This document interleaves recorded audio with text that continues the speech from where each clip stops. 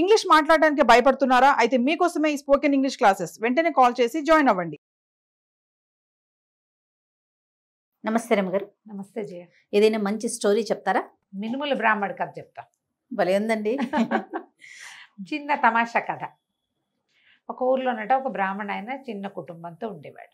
ఆ కాలంలో పెద్దగా సంపాదనలు లేకపోతే యాయవారం చేసుకునేవాళ్ళు. అంటే ఒక రకమైన భిక్షాటనే, ఏదో గోత్రాలు అవి చెప్పి మన తిథివార నక్షత్రాలు చెప్పి ప్రజలు ఏమిస్తే అది తెచ్చుకోవటం.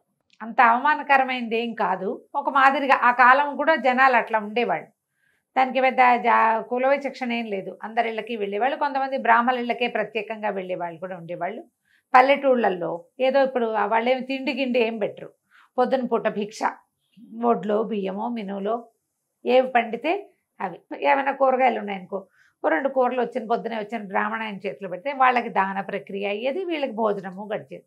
అలాంటి ఒక ఆయన ఉన్నాడు.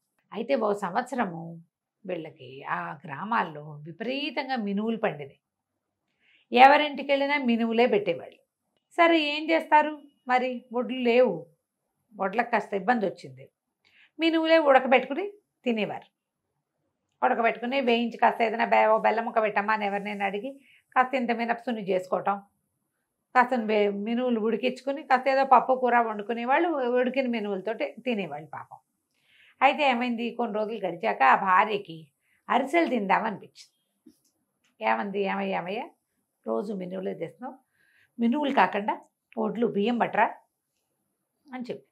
ఇతను ఏం చేశాడు, ఊళ్ళోకి వెళ్తే వాళ్ళ ఎవరెవరి ఇళ్లలోనో చుట్టాలు వచ్చారు. చుట్టాలమ్మాయి కూడా ఓ గుప్పెడు పెడతానని వాళ్ళు పెట్టి అన్ని మినువులే ఇన్ని, ఓ బియ్యం రాల. ఇతను మెల్లిగా ఇంటికి తిరిగి వచ్చేసరికల్లా ఆవిడ బియ్యం ఉన్నాయేమో అని జోలు విప్పి చూసేసరికల్లా అన్ని మినువులో కనపడితే తెగ తిట్టిపోతుంది. ఎందుకో నోరు ఊరిపోతుంది. వరుసలు తినాలనుకుంటే నేను బెల్లము నెయ్యి నూనె జాగ్రత్త పెట్టుకున్నాను, బియ్యం నువ్వు తెస్తే నా పని అయిపోను కదా, మినువులు తెచ్చావు ఎవడు తింటాడు పూట పూట అంటే ఏముందే, లక్షణంగా మినువులు ఉడకేసుకుంటూ తింటే అవ్వదు అన్నాడు. అనేసరికి ఆవిడ హాత్ తేరి పొరపాటు అయిందని ఒప్పుకోకుండా మినువులు తెచ్చి ఉడకేసుకుని తింటే బాగుంటుందంటావా అని చెప్పేసి ఓ తవ్వెడు ఇంత డబ్బాడు మొత్తం ఉడికించి వార్చి ఆ రాశిలా పోసేసింది ఆకులో. తిను, ఇవన్నీ తిని కూర్చుని, నువ్వు తింటే కాదా అన్నావుగా, తినాల్సిందేనండి. ఏముందే అన్నాడు. కానీ ఎన్ని తింటాడు, అన్ని తినలేరు. అసలు మినుములు తింటారా రమ్మగారు? తింటారు. ఉట్టి పచ్చి మినుములు, పచ్చి అదే కాదు, ఉడకబెట్టుకొని ఉడికించి పోని దాంట్లో వేరే ఏదైనా ఆధార్ వేసుకుని తినేవాళ్ళట. మరి ఆ కాలం అది, అప్పట్లో కాలాలు, ఆ తిండి పద్ధతులు అవి కాబోలు.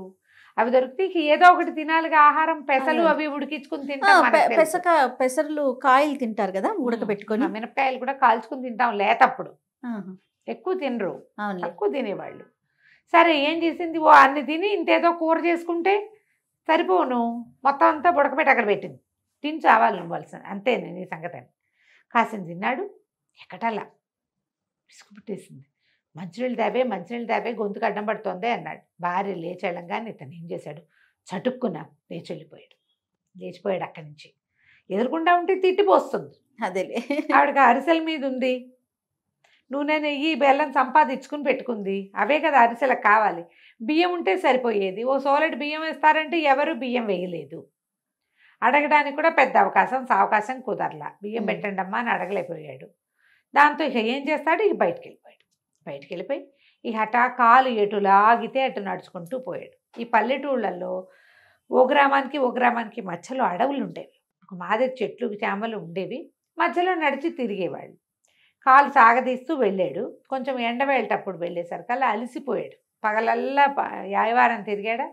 3 గంటలకి ఈ మినువుల ఆహారం లభించిందా, అంత తిన్నాడు. ఈ హైరానికి కళ్ళు మూతలు విడిపోతున్నాయి. ఎక్కడైనా పడుకుందామనుకున్నాడు. ఈ పక్కంతా చెట్లు పెద్దవి, ఇవన్నీ తుప్పలు. అందుకని చెట్టు నీడ కోసం బాగా అడవి వైపుకి అట్లా నడుచుకుంటూ వెళ్తే బాగా గుంపుగా చింత చెట్లు, తర్వాత 2-3 మర్రి చెట్లు ఉన్న ఒక పుంతలోకి వెళ్ళిపోయాడు. చల్లగా ఉంటుంది లోపల, అన్నీ పెద్ద పెద్ద చెట్లే. ఆ చెట్టు కింద ఓ పక్కన గావంచపరుచుకుని పడుకుని నిద్రపోయాడు. ఇక ఆ వేళ 4:30-5 గంటలకి పడుకున్న వాళ్ళకి 5-6 కూడా అవుతుంది. ఇక మెలకువ రాదు. 3ంటికి పడుకుంటే మెలకు వస్తుంది, 6ంటికి పడుకుంటే ఏం మెలకు రాదు. ఇక పడుకున్నాడు ఏకంగా. అప్పట్లో వాళ్ళు కూడా 7 గంటలకు పడుకునే అలవాటు ఉన్నవాళ్ళు. నిద్రపోతున్నాడు. చక్కగా నున్న గుండు పిలక నిద్రపోతుంటే ఏమైంది, కొంతమంది దొంగలు వచ్చి ఇక్కడ ఏంటి, పగలేమో చల్లగా ఉంటుంది, రాత్రిళ్ళు చెట్ల కింద చీకటిగా ఉంటుంది. అక్కడ మనిషి కూర్చున్నా ఆ దారి వెంబడి ఏమైనా పోతున్నా వాళ్ళకి వీళ్ళు కనపడరు. ఒక 5-6 దొంగలు అక్కడ చేరారు.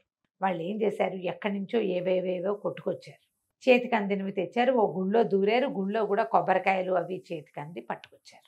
పట్టుకొచ్చాక పంచుకుందాం పంచుకుందాం పంచుకుందాం అనుకున్నారు. పంచుకుందామంటే వాళ్ళు మాట్లాడుకుంటున్నారు. వాళ్ళలో ఒకటి అన్నాడు, ఒరే మీ దుంపల దగ్గర అర్ధరాత్రి అయింది, ఆకలేసి చచ్చిపోతున్నాం, తెల్లారేక పంచుకుందాంరా, చీకట్లో ఏం కనపడుతుంది, ఏమన్నా తినడానికి తీయండి అన్నాడు. తినడానికి ఏమున్నాయి, ఇప్పుడు ఊళ్ళోకి వెళ్ళలేరు, ఊళ్ళో ఆ రోజుల్లో అన్నాలు దొరికే పరిస్థితి కాదు, ఎవరిళ్ళకి వెళ్ళి వాళ్ళు వండుకోవాలి. తీరా ఆ సామాన్లలో చేయి పెడితే వాళ్ళకి గుళ్ళో నుంచి ఏదో దంగులిచ్చుకొచ్చారు కదా, గుళ్ళో పళ్ళెం గిళ్ళెం తెచ్చేశారు, హారతి పళ్ళెం గంట అట్టటివేవో దొరికినాయి, పుచ్చుకొచ్చారు. పెద్ద వస్తువులు దొరకల, కానీ కొబ్బరికాయలు అవి కనపడితే వేసుకొచ్చారు. ఓ కొబ్బరికాయలు దొరికినాయి, ఒకటే 3-4 ఉన్నాయి. అక్కడి నుంచి వీళ్ళేమనుకున్నారు, కొబ్బరికాయ కొట్టండి రా తిందాము, కనీసం కొబ్బరి తిన్నా ఆకలి తీరుతుంది, రాత్రి కొబ్బరి నవ్విలితే నిద్ర రాకుండా ఉంటుంది, ఏదైనా నవ్వులుతుంటే నిద్ర రాదు కదా. సరే అక్కడి నుంచి చేతులు పెట్టి అటు ఇటు తడుగు చూస్తున్నారు. దీపాల అగ్గిపెట్టెలు ఉన్న కాలం కాదు, చేతులు అటు ఇటు తడివితే ఓ పక్కన పడుకుని నిద్రపోతుంది మన మినువుల బ్రాహ్మడి గుండు తగిలింది. ఇక్కడ ఏదో గుండ్రాయి ఉంది, కొబ్బరికాయ కొడదామని ఆ కొబ్బరికాయ తీసి ఒక కొబ్బరికాయ పడేయాలమని నెత్తి మీద కొట్టేసరికి వాళ్ళు ఇంకేంది, ఆయన అని ఉలిక్కిపడి లేచాడు.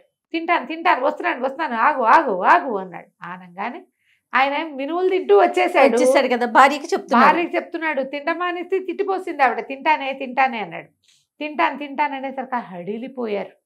అమ్మో ఆ రాయి గుండ్రాయి కాదురా, ఏ గంగానమో అయ్యి ఉంటుంది, వెర్రివెధవలాగా చెట్ల కింద పెట్టుకుంటారు గంగానం అని పెట్టి, గుండ్రాయిని పసుపు బొట్టు పెట్టి అక్కడ నైవేద్యం పెడతారు. ఎవడో కొండో మేకనో కోసాడు ఈవిడ దగ్గర, పిలిచేసరికల్లా పలికేసింది అమ్మ తల్లి, ఇంకేముంది ఇది వేప చెట్టో పాడో. వాడు ఈ లోపల ఒకటి వచ్చాడు, ఒరే వేపకాయలు ఉన్నాయి రా కింద, వేప చెట్టు రా, ఇది గంగానం అన్నాడు. ఆనంగానే పరుగో ఇహ మొత్తం సామాన్లు సంచులు గంగాళం తెచ్చినవన్నీ వదిలిపెట్టేసి అన్నీ వదిలేసి పరుగులు పెట్టారు. బ్రాహ్మడికి తలకాయ పగిలినంత పని. కొబ్బరికాయ కొడితే మామూలుగా ఉంటుందా, తలకాయ ఎదిరిపోయింది. కాసేపు అయ్యాక తెలిసింది ఎవరో తన్ని కొట్టారని. వాళ్ళంతా పరిగెత్తేస్తున్నారు. అక్కడి నుంచి ఏం చేశారు, సామాన్లు అట ఇట తడివితే బోల్డని సంచులు పిట్టెలు కనపడ్డాయి. అన్ని దగ్గరికి లాక్కొని మళ్ళీ కూర్చున్నాడు. మంచి నిద్రపోయాడు కదా, 12:30 1 గంట దాకా. సాయంత్రం 5 6 పడుకుని 1 గంట దాకా పడుకుంటే ఇక మెలకు ఏమొస్తుంది, అదే ఇంకా నిద్ర వస్తుంది, ఇక నిద్ర రాదు. ఇక మెలకుగా ఉండి కూర్చుని ఉన్నాడు ఆ చెట్టును అనుకుని.